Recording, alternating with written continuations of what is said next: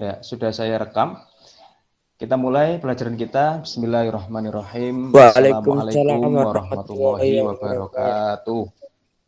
Warahmatullahi wabarakatuh. Sebelum kita memulai pembelajaran kita, mari kita berdoa bersama-sama untuk diberikan kemudahan di dalam memahami ilmu yang kita pelajari hari ini, baik di jam pertama, jam kedua, sampai nanti jam terakhir. Kita tawasul terlebih dahulu kepada guru-guru kita yang telah memberikan warisan ilmu agama kepada kita, sehingga kita bisa paham berkaitan dengan teori yang kita pelajari hari ini, dari zamannya Nabi Muhammad, para sahabat, para tabi'in, para tabi'in, dan sampai kepada para alim ulama yang sekarang masih hidup. Kita tawasul mudah-mudahan yang sudah meninggal, kita berharap bisa di sisi mereka, bersama dengan mereka, dan derajatnya ketika di akhirat dimuliakan oleh Allah. Dan guru-guru kita yang masih hidup, kita doakan mudah-mudahan diberikan kesehatan oleh Allah Subhanahu wa Ta'ala. Ala hadhihi niyah wa ala kulli niyatin shalihah. Al-Fatihah. A'udzu billahi minasy syaithanir rajim. Bismillahirrahmanirrahim. Alhamdulillahi rabbil alamin. Ar-Rahmanir Rahim. Maliki yaumiddin. Iyyaka na'budu wa iyyaka nasta'in. Ihdinas siratal mustaqim. Siratal ladzina an'amta 'alaihim ghairil maghdubi 'alaihim waladdallin. Amin. Rabbis shrah li sadri wa yassir li amri. Wahlul 'uqdatam min lisani yafqahu qawli. Rabbi zidni ilma warzuqni fahma waj'alni min ibadikas sholihin. Terima kasih anak-anak yang sudah hadir di Google Meet, 23 anak. Kita masuk kepada bab yang baru. Pada bab yang baru ini adalah berkaitan dengan sholat sunnah. Lebih dekat kepada Allah dengan mengamalkan sholat sunnah. Bisa kalian lihat ada gambar orang yang sedang dalam posisi rukuk di sini. Di sini dijelaskan bahwa sholat sunnah itu dibedakan menjadi 3. Sholat sunnah itu dibedakan menjadi 3. Sholat sunnah secara berjamaah, sholat sunnah secara munfarid atau sendiri, sholat sunnah jamaah atau munfarid. Artinya yang ketiga ini bisa dilakukan secara berjamaah dan bisa dilakukan secara sendiri atau munfarid. Di samping kita memahami sholat wajib. Sholat wajib itu ya sholat yang biasa kita laksanakan, zuhur, asar, maghrib, isya, subuh, dan sholat Jumat. Itu adalah sholat wajib, yang dimana itu tidak boleh sama sekali kita tinggalkan. Kalau sholat sunnah ini adalah sholat yang dimana kalau kita mengerjakan sholat sunnah ini, kita dapat pahala. Namun kalau kita tinggalkan, maka tidak berdosa. Nah, ini prinsipnya di dalam pelaksanaan sholat sunnah. Sholat sunnah yang pertama, sholat sunnah berjamaah. Sholat sunnah yang dilakukan secara berjamaah, ada macam dan ketentuannya. Pasti kita di sini nanti akan membahas ini dulu, sholat sunnah secara berjamaah. Ada macam dan ketentuan bagaimana praktiknya di dalam pelaksanaannya itu. Ini kita bahas masalah teori dulu ya. Nanti kita bisa mempraktikkan ketika kita di sekolah, dalam waktu pembelajaran tatap muka, kita praktek tata cara sholat sunnah ini bagaimana. Kemudian dilaksanakan dan dibiasakan. Untuk indikator yang kita pelajari, submateri yang kita pelajari hari ini, kita masuk pada sholat sunnah secara berjamaah terlebih dahulu. Mari kita telaah, mari kita lihat buku paket kalian di kelas 8 yang sudah saya share di Google Classroom. Bisa kalian lihat sendiri di situ, atau bisa kalian download bukunya dan kalian baca. Kita masuk di dalam sholat sunnah yang dilakukan secara berjamaah. Bisa dilihat di sini bahwasanya pernah kalian melaksanakan sholat sunnah secara berjamaah. Tentunya kalian sering melaksanakan. Misalnya ada sholat yang pelaksanaannya di sini adalah sholat yang dilaksanakan secara berjamaah adalah sholat Idul Fitri, sholat Idul Adha. Ini bisa dikatakan sholat Idain. Idain itu dua sholat Id. Dua sholat Id ini dua sholat Idul Fitri dan Idul Adha. Nah, kalian tentu pernah melaksanakan sholat Idul Fitri atau Idul Adha. Kemudian, kedua sholat ini pasti dilaksanakan secara berjamaah. Secara lebih rinci, sholat sunnah yang dilaksanakan secara berjamaah berikut ini. Yang pertama, sholat Idul Fitri. Yang kedua, sholat Idul Adha. Yang ketiga, sholat kusuf, sholat gerhana matahari. Yang keempat, sholat khusuf, gerhana bulan. Yang kelima, sholat istisqa. Ingat-ingat, sholat sunnah yang dilakukan secara berjamaah ini ya. Sholat sunnah yang dilakukan secara berjamaah ada A, B, C, D, E, ada 5. Sholat Idul Fitri, sholat Idul Adha, kemudian sholat kusuf, sholat gerhana matahari ya. Kusuf itu gerhana matahari, kalau khusuf pakai kho, kalau kusuf pakai kaf. Kusuf, kalau khusuf kho. Bagi itu artinya adalah gerhana bulan. Kalau kusuf gerhana matahari, kalau khusuf gerhana bulan. Kemudian sholat istisqa. Sholat istisqa ini adalah sholat untuk memohon kepada Allah untuk diturunkannya hujan. Biasanya kalau di tanah-tanah yang gersang, mungkin ya di Arab ya mungkin ya, atau mungkin di Indonesia juga ada di mana waktu kemarau panjang sehingga panen tidak bisa diambil hasilnya karena panen padi, apalagi ya biasanya petani-petani itu kalau tidak ada air, padi itu susah untuk dipanen. Kenapa? Karena padi itu membutuhkan air, maka di sini dibutuhkanlah yang namanya sholat istisqa, usaha secara batinnya, usaha secara agamanya seperti itu. Kalau secara apa yang kita usahakan tidak dalam hal agama, maka mungkin bisa membangun sebuah bendungan atau membangun sebuah perairan sungai, sanitasi sungai untuk mengaliri mengalirkan air ke sawah itu. Tapi kalau kita usaha secara batinnya, secara agamanya, maka kita mengenal namanya sholat istisqa, minta hujan. Yang pertama kita review terlebih dahulu, kita bahas mengenai sholat Idul Fitri. Sholat Idul Fitri dilaksanakan pada tanggal 1 Syawal. Jadi di dalam kalender Islam itu ada bulan Muharram, Safar, Rabiul Awal, Rabiul Akhir, Jumadil Awal, Jumadil Akhir, Rajab, Sa'ban, Ramadan, Dzulqa'dah, Dzulhijjah. Januari, Februari, Maret, April, Mei, Juni, Juli, Agustus, September, Oktober, November, Desember. Itu kalau kalender Masehi. Tapi di dalam kalender Islam itu ada Muharram, Safar. Ya, ini termasuk salah satu sholat Idul Fitri yang kita laksanakan pada bulan Syawal. Bulan Syawal itu sesudah bulan Ramadan, di mana ketika bulan Ramadan itu kita dalam kondisi berpuasa wajib. Puasa wajib yang kita laksanakan selama 30 hari. Kemudian setelah itu masuk pada bulan 1 Syawal, kita melaksanakan sholat Idul Fitri. Setelah melaksanakan puasa Ramadan selama 1 bulan lamanya, hukum melaksanakan sholat sunnah ini adalah sunnah mu'akkad, sunnah yang sangat dianjurkan. Ada yang ghairu mu'akkad dan ada yang mu'akkad. Mu'akkad ini yang dianjurkan, artinya sunnah yang dianjurkan, ya memang dianjurkan untuk dilaksanakan. Kalau ghairu mu'akkad itu sebaliknya, yang tidak seberapa dianjurkan perintahnya. Kita bahas masalah Id. Id itu artinya adalah kembali.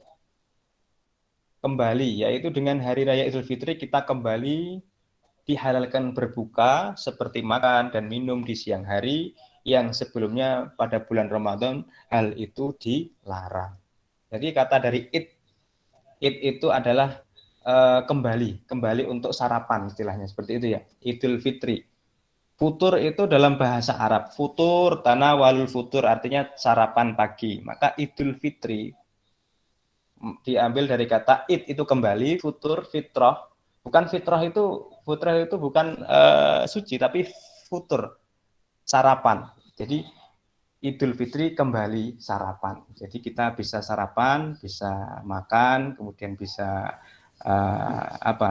minum, ya itu namanya Idul Fitri.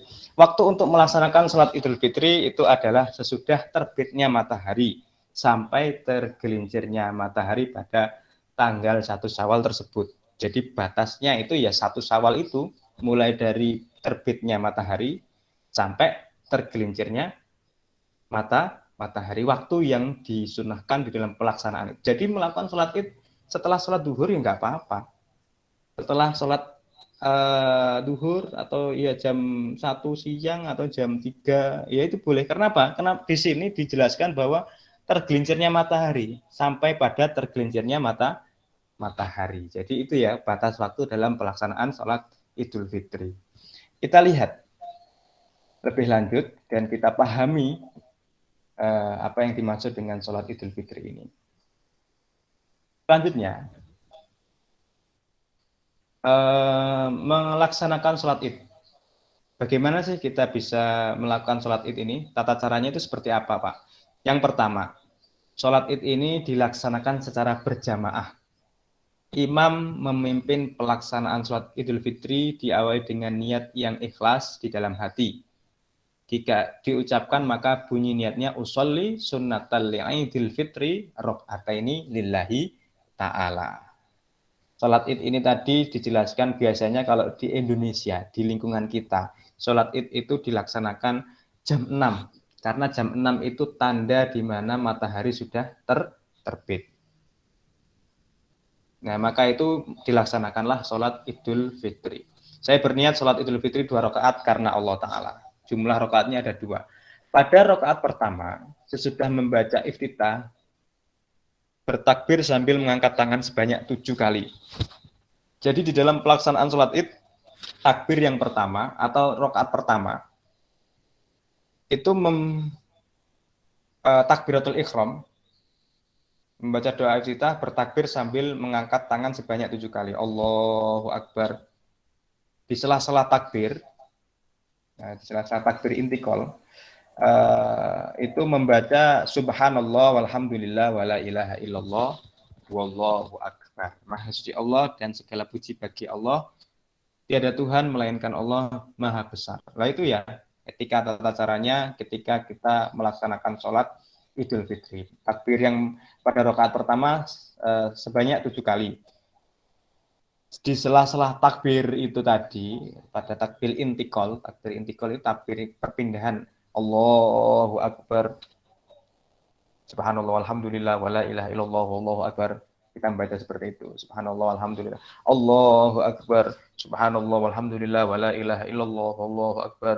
Allahu Akbar, subhanallah, alhamdulillah, wala ilaha illallah, wallahu akbar. Selama atau sebanyak 7 kali. Yang ketiga, setelah takbir 7 kali dan membaca tasbih sebanyak membaca tasbih tersebut dilanjutkan membaca surat Al-Fatihah. Nah, jadi Al-Fatihah ini menjadi salah satu rukun di dalam sholat, maka wajib dibaca. Membaca salah satu surat dalam Al-Quran, namun diutamakan surat Qaf, surat Al-A'la, Sabbihisma rabbikal a'la alladzi khalaqa fasawwa, walladzi qaddara fahada, walladzi akhrajal mar'a, dan seterusnya. Pada rakaat kedua, setelah takbir berdiri, kemudian membaca takbir 5 kali. Sambil mengangkat tangan dan di antara setiap takbir disunahkan membaca tasbih. Subhanallah, alhamdulillah, wala ilaha illallah, wallahu akbar. Nah, itu berarti tadi 7 kali yang rakaat pertama, yang rakaat kedua sebanyak 5 kali takbir. Kemudian di sela-sela takbir tadi membaca subhanallah walhamdulillah wala ilaha illallah wallahu akbar, membaca tasbih. Setelah itu membaca surah Al-Fatihah dan surat-surat pilihan. Surat yang dibaca diutamakan surat Al-Qamar atau surat Al-Ghasyiyah. Surat Al-Ghasyiyah, yaitu biasa digunakan surat-surat ini untuk setelah takbir yang pertama, atau rakaat pertama, rakaat kedua, surat Al-Ghasyiyah. Yang kedua, sholat Idul Fitri ditutup dengan salam. Setelah itu khatib mengumandangkan khutbah 2 kali. Khutbah yang pertama dibuka dengan takbir 9 kali, khutbah yang kedua dibuka dengan takbir 7 kali. Jadi kalau perbedaannya sholat Idul Fitri, Idul Adha, dan sholat Jumat, maka kalau sholat Idain ini, sholat Idul Fitri dan Idul Adha itu diutamakan sholatnya terlebih dahulu, baru kemudian khutbah. Tapi kalau sholat Jumat ini nanti yang kita kerjakan, itu kita mendengarkan khutbah dulu, baru kemudian sholat 2 rakaat. Setelah sholat Idul Fitri, para jemaah dianjurkan untuk bersalam-salaman, untuk saling memaafkan lahir dan batin. Setelah selesai sholat, kita pulang ke rumah dengan menempuh jalan yang berbeda. Ini sunnahnya dengan pada saat berangkat. Jadi jalan yang berangkat tadi kita tidak lalui lagi, paling tidak kita muter lah jalan. Sunnahnya kita muter untuk mengambil jalan yang lain. Mungkin di sini ya saya tidak bisa menafsirkan secara liar ya. Jadi di dalam salat Idul Fitri ini diakhiri dengan salam-salaman karena kondisi pandemi, jadi salamnya tidak usah megang tangan, tapi cukup kita memberikan maaf pada orang-orang tetangga, sanak famili. Yang penting di situ bukan masalah salamnya, tapi masalah kita memaafkan kesalahan kita kepada orang lain. Di sepanjang jalan kita disunahkan untuk saling bersilaturahim. Nah, ini tujuan kita untuk mengambil jalan yang lain itu ya tujuannya itu di dalam buku paket kalian untuk saling bersilaturahim dan bersedekah, saling memberikan maaf kepada sesama keluarga, famili, tetangga dan saudara-saudara sesama muslim. Khusus hari raya Idul Fitri kita disunahkan untuk mengucapkan selamat kepada sesama saudara, sesama muslim ketika bertemu. Mungkin tujuannya kita melalui jalan yang berbeda ketika berangkat, pada saat pulang itu ya tujuannya ini untuk bertemu dengan tetangga, bertemu dengan saudara, teman, untuk kita meminta maaf kepada mereka. Dan kalau bisa, kalau kita ada harta yang lebih, kita bersedekah kepada mereka. Ini sunnah anjuran ketika selesai melaksanakan sholat Idul Fitri. Maka budaya itu sampai sekarang di Indonesia kita laksanakan. Budaya mudik ya. Mungkin kalau di luar Indonesia, di luar negeri, budaya-budaya 1 Syawal ketika itu ada yang mudik keluarga, mungkin jarang kita temui. Tapi kalau di Indonesia ini memang budayanya seperti itu. Ketika Idul Fitri, 1 Syawal, perantauan itu mudik semua ke kampung halamannya untuk meminta maaf kepada orang tuanya, saudara-saudaranya berkumpul. Maka di situ dinamakan reuni bani, reuni dari keluarga. Bani Dimyati, Bani Ramlan, Bani Ibrahim, Bani Mubarak. Nah, ini perlu kalian ketahui bahwasanya itu adalah budaya yang kita laksanakan di Indonesia. Sekarang kita pahami sholat Idul Adha. Sholat Idul Adha adalah sholat yang dilaksanakan pada hari raya kurban atau hari raya Idul Adha. Sholat ini dilaksanakan pada pagi hari, tanggal 10 Zulhijjah. Tanggal 10 Zulhijjah. Tanggal 10 Zulhijjah itu berarti setelah Syawal ya. Setelah Syawal, kemudian pada tanggal 10 Zulhijjah kita melaksanakan sholat Idul Adha. Bertepatan dengan pelaksanaan rangkaian ibadah haji di Tanah Suci. Dengan demikian, orang yang sedang melaksanakan ibadah haji tidak disunahkan melaksanakan sholat Idul Adha. Bagi orang yang tidak sedang melaksanakan ibadah haji, hukumnya melaksanakan sholat Idul Adha adalah sunnah mu'akkad. Lagi-lagi, hukumnya sunnah mu'akkad. Sholat Idul Fitri dan sholat Idul Adha hukumnya sunnah mu'akkad, sunnah yang dianjurkan.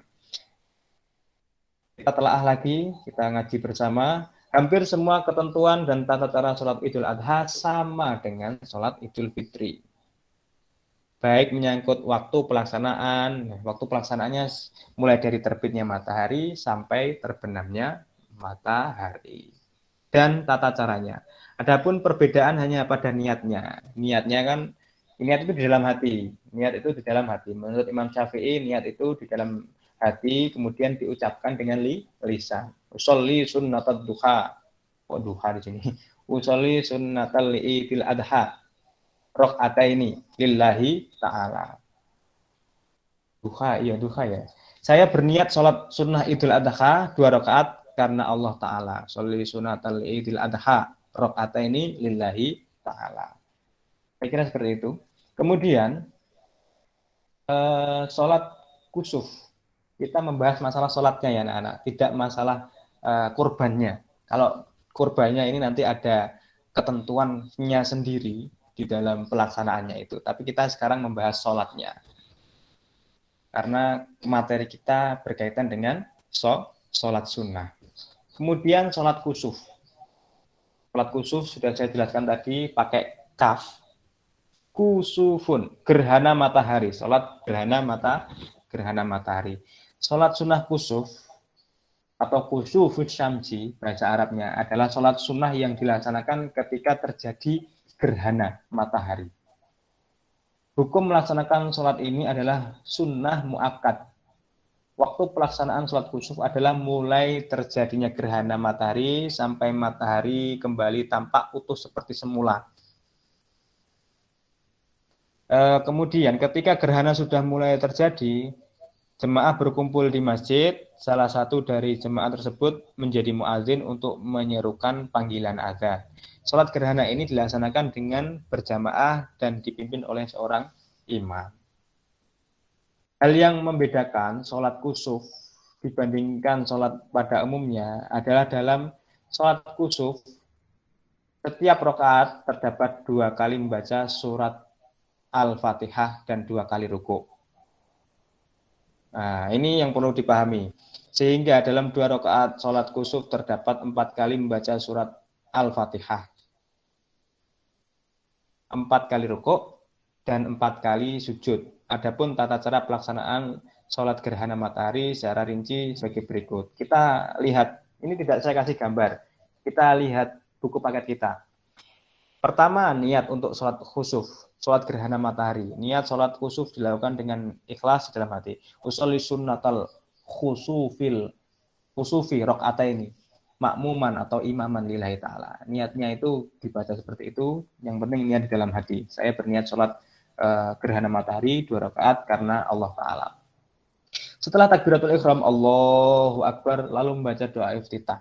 Allahu Akbar kabira walhamdulillahi katsira wa subhanallahi bukratan wa asila. Inni wajjahtu wajhiya lilladzi fataras samawati wal arda hanifan musliman wa ma ana minal musyrikin.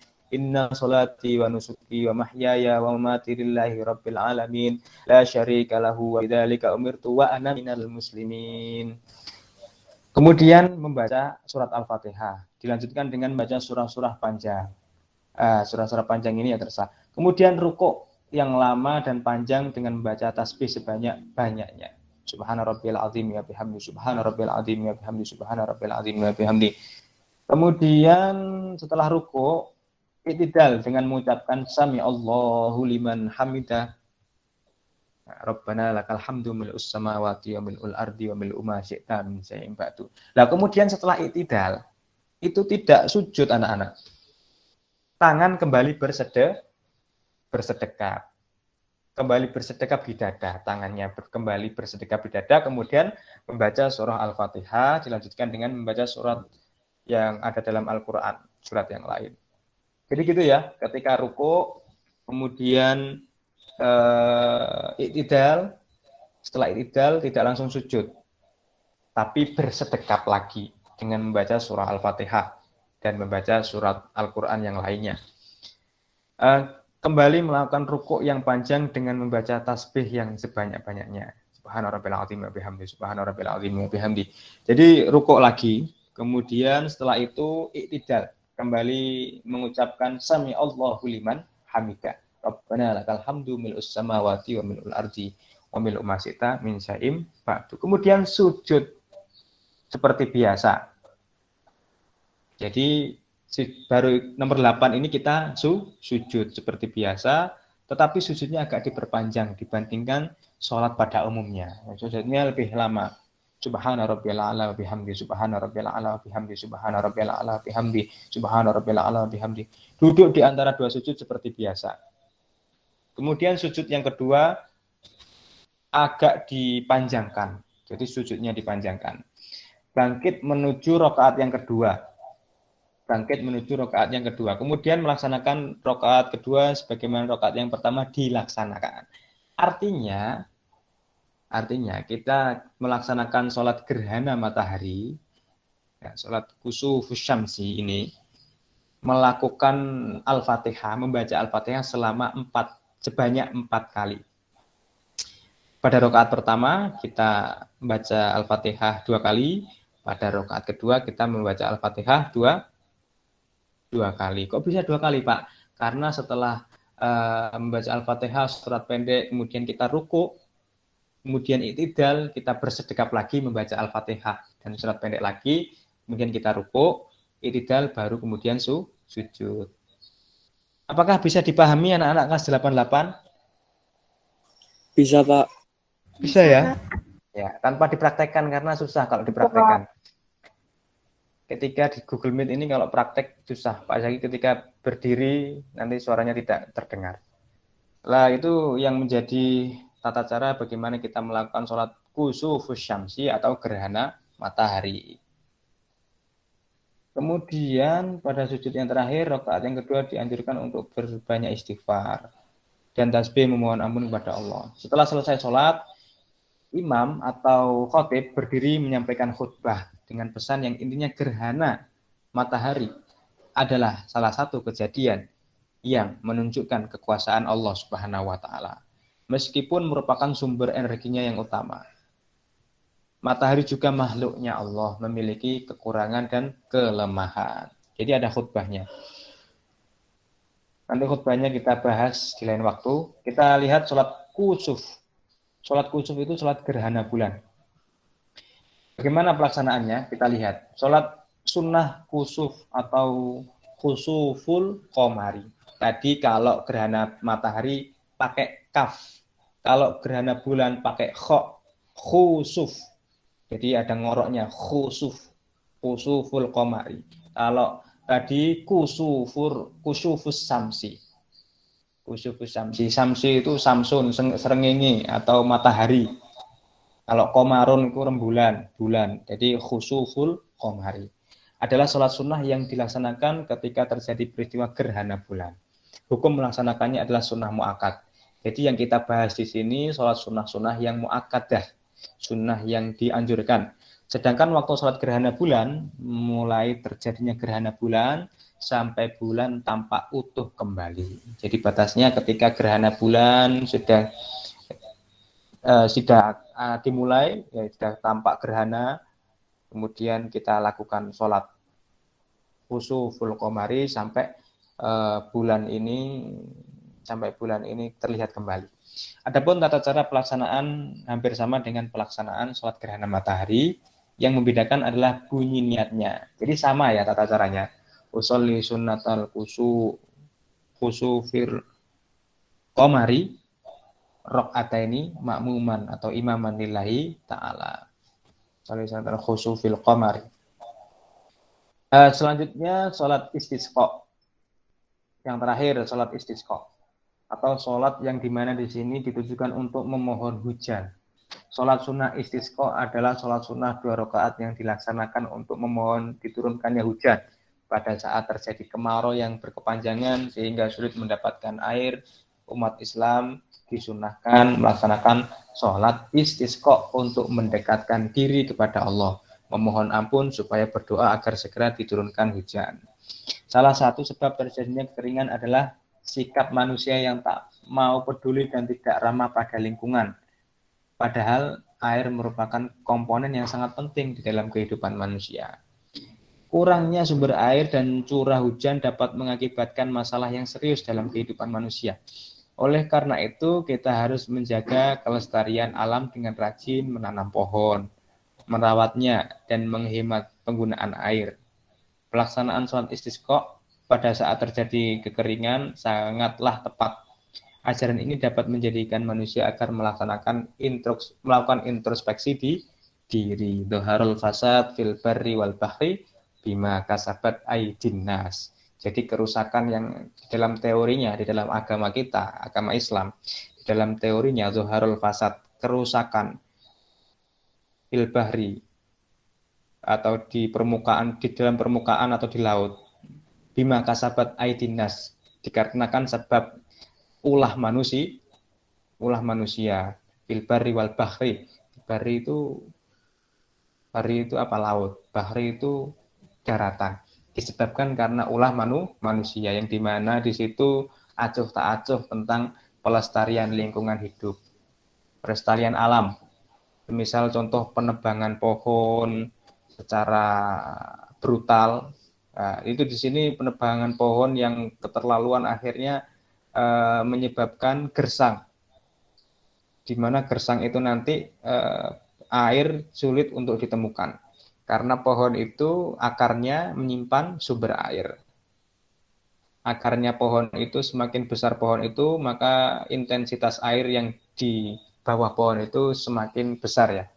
Jadi maka kita harus melestarikan lingkungan hidup kita, alam kita dengan menanam pohon supaya tidak terjadi bencana keringan. Sehingga nanti air yang kita butuhkan setiap hari ini bisa kita konsumsi setiap hari. Masak lah, untuk nyuci baju, untuk membuat teh, membuat kopi, membuat susu, untuk membuat indomie. Nah ini ya salah satu fungsi air dalam kehidupan sehari-hari kita. Maka kita harus hemat di dalam penggunaan air. Termasuk kalau kita mandi itu ya harus ada aturan. Orang itu bisa dilihat loh ketika mandi itu. Kalau mandinya ini mandinya los dol, maka kita lihat dia itu kalau nyibuk air itu sampai kedengaran dari sebelah kamar. Jadi nyibuknya terlalu brutal ya, terlalu berlebihan. Nah itu tanda-tanda orang boros. Kalau kita mandi itu sederhana, biasa saja. Yang penting badan atau seluruh tubuh kita ini terkena air dan suci, bersih. Nah, ini tanda-tanda anak ini biasa, normal gitu ya. Mandinya orang normal. Kalau mandinya orang berlebihan itu seakan-akan dia menguras bak air yang ada di kamar mandi. Kalau mandinya pakai shower ya secukupnya saja. Tidak usah berlebihan, tidak usah lama-lama di kamar mandi. Ini yang menjadi tanda-tanda di mana kita harus menggunakan air sehemat mungkin biar tidak terjadi kemarau panjang, sehingga ketika kemarau ini di dalam anjuran agama Islam kita melaksanakan sholat istisqa, memohon hujan. Sebelum melaksanakan sholat istisqa diharapkan untuk berpuasa selama 4 hari berturut-turut. Sholat istisqa tidak bisa dilaksanakan apabila kita tidak berpuasa selama 4 hari berturut-turut. Selanjutnya bertobat kepada Allah dari segala kesalahan dan dosa, serta menghentikan segala bentuk perbuatan maksiat, serakah, dan merusak lingkungan. Pada hari keempat, semua anggota masyarakat Muslim pergi ke tanah lapang yang akan dipakai untuk melaksanakan sholat istisqa. Jadi sholat istisqa ini pelaksanaannya di tanah lapang. Di Gajayana, Stadion Gajayana, di Stadion Kanjuruhan gitu ya. Kemudian di Stadion Surajaya Lamongan, di Stadion Gelora Bung Karno. Nah ini boleh kalau di lapangan ya. Jadi dianjurkan untuk berpakaian sederhana serta disunahkan membawa binatang peliharaan ke tanah.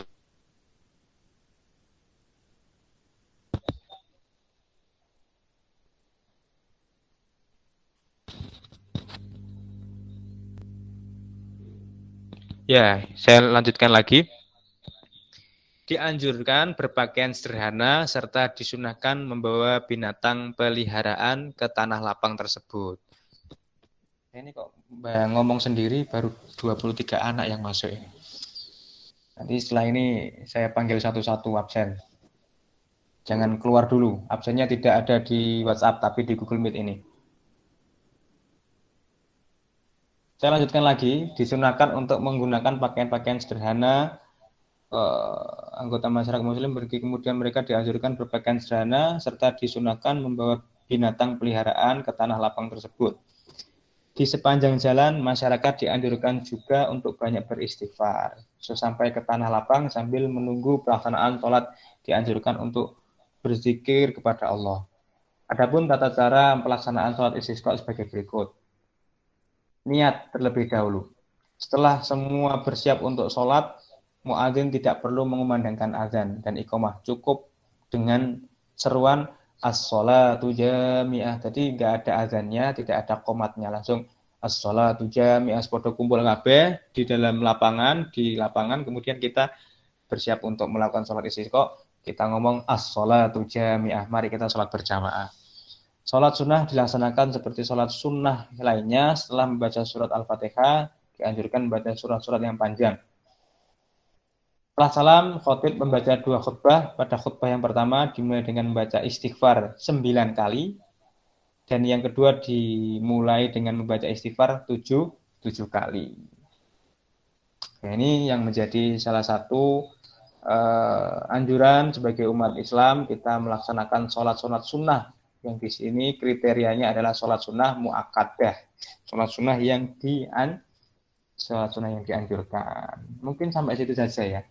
Sholat sunnah tadi ada berapa saja? Ada yang bisa menjelaskan lagi? Kelas 88? Halo? Kelas 88, sholat sunnah mu'akkad tadi ada yang dianjurkan secara berjamaah, ada berapa jumlahnya? Tuh, nggak ada yang respon. Kelas 88, halo?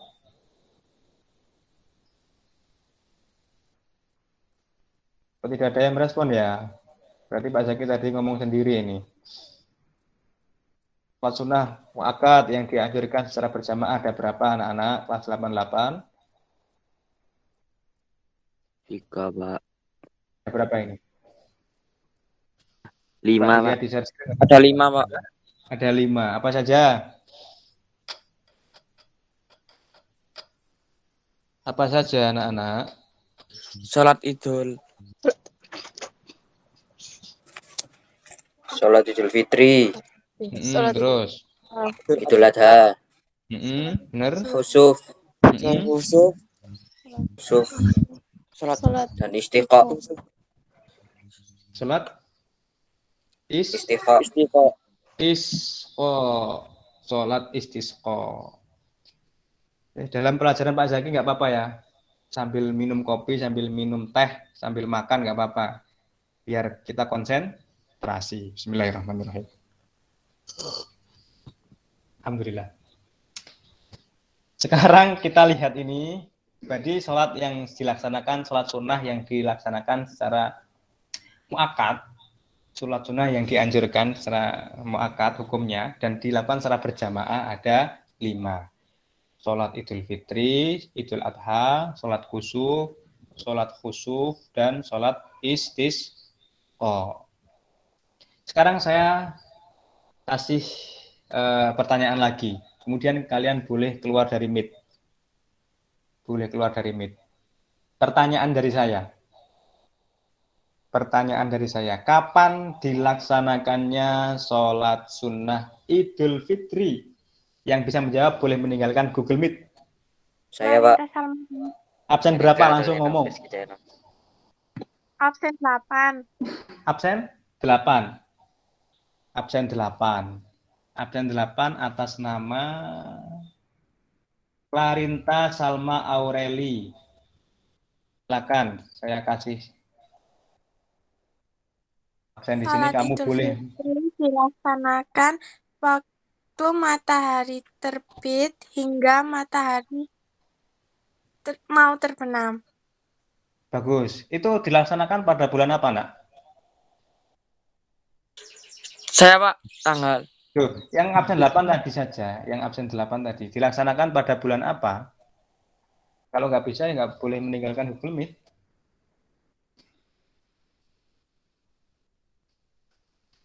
Sholat Idul Fitri dilaksanakan pada bulan apa? Bulan Syawal. Berapa bulan Tanggal berapa? Tanggal 1 Tanggal 1 bulan Syawal. Syawal. Ya, Klarinta, saya lihat dulu di dead quiznya. Absen berapa tadi? Absen 8. Klarinta Salma belum melakukan ulangan harian 1. Ulangan harian 1 nanti akan saya Ya, share. Pak. Silakan Klarinta boleh meninggalkan Google Meet. Sudah saya absen di Baik, sini. terima kasih. Assalamualaikum. Selanjutnya, saya kasih pertanyaan lagi. Apa yang membedakan sholat Idul Adha, sholat Idul Fitri, sholat Idul Adha dan Idul Fitri dengan sholat Jumat? Siapa yang bisa menjawab? Saya, Pak.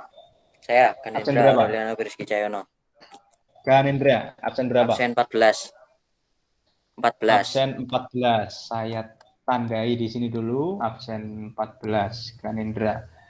Apa yang membedakan? Silakan dijawab. Sholat Idul Fitri dan Idul Adha, khutbahnya di akhir. Setelah sholat Jumat, khutbahnya pertama. Sebelum 100. sholat.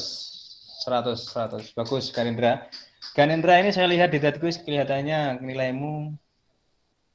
Ganendra tadi absen berapa sih kamu? 14 ya? 14, Pak. Absen 14. Setelah ini kamu sudah tuntas di UH1, UH14 dan UH1. Silakan Ganendra boleh meninggalkan Google Meet. Terima kasih Ganendra. Terima kasih. Kurang Assalamualaikum 1. warahmatullahi wabarakatuh. Waalaikumsalam warahmatullahi wabarakatuh. Kurang 1 anak. Saya milih pertanyaan ini. Di dalam pelaksanaan sholat khusuf dan sholat kusuf, sholat gerhana matahari dan gerhana bulan, itu kita membaca surat Al-Fatihah dan ruku sebanyak berapa kali? Ada yang bisa menjawab? Saya, Pak. Silahkan, absen berapa, nak? Absen 11, Dinar Arini Putri. 11. Saya absen dulu ya. Silakan dijawab pertanyaannya Pak Zaki tadi. Dalam 2 rakaat sholat kusuf dan sholat khusuf, kita membaca surat Al-Fatihah sebanyak 4 kali dan ruku sebanyak 4 kali. 100. Pinter. Sebanyak 2 kali ruku dan Al-Fatihah sebanyak 2 kali. Rakaat yang pertama kita menggunakan surat Al-Fatihah, melakukan surat Al-Fatihah, atau membaca surat Al-Fatihah berapa kali di rakaat pertama? 2 kali, Pak. 2 kali. Kemudian rukuk berapa kali? 2 kali. 100. Di rakaat kedua kita membaca surat Al-Fatihah berapa kali? 2 kali, Pak. Rukuk kemudian berapa kali? 2 kali. 100. Tadi siapa namamu, nak? Dinar Arini Putri Aryono. Nomor absen 11. Saya lihat dulu di dead quiz ya, nomor absen 11. Oh iya, nilainya bagus-bagus ya. Kamu sudah tuntas di UH1 dan UH2 atau UH14 dan UH1. Silakan meninggalkan Google Meet atas nama Dinar Arini. Ya, sama-sama Dinar Arini. Sudah 3 anak itu saja. Waalaikumsalam warahmatullahi wabarakatuh. Tadi sudah ada anak yang menjawab, ini saya kasih tanda. Warnanya tak kasih warna hijau. Warna hijau ini salah satu anak yang tanggap di dalam menjawab Q&A. Tanya jawab di Google Meet. Sekarang saya absen satu-satu. Yang ada di Google Meet ini silahkan kamu mengucapkan hadir Pak ketika Pak Zaki absen. Silakan diperhatikan anak-anak. Halo, ya baik, kita mulai absennya. Abdul Ibrahim, ada apa tidak? Hadir, Pak. Hadir. Jangan keluar dulu. Hadir, Saya absen Pak. dulu. Anissa Imania Islami. Hadir, Pak. Hadir. Apta Sujana. Hadir, Pak. Hadir.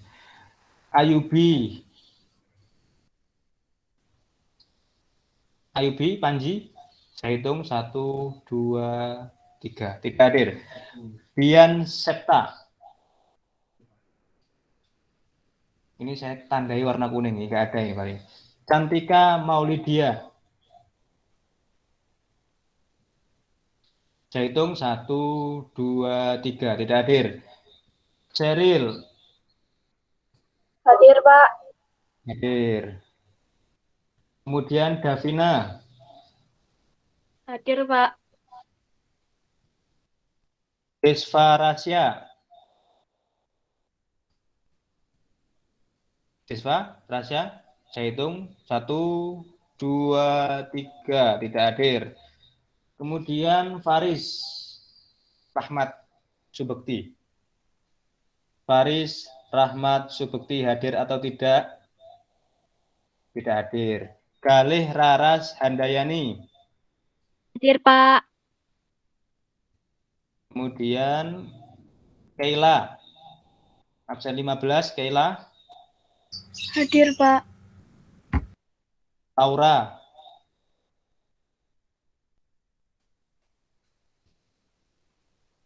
Laura tidak hadir.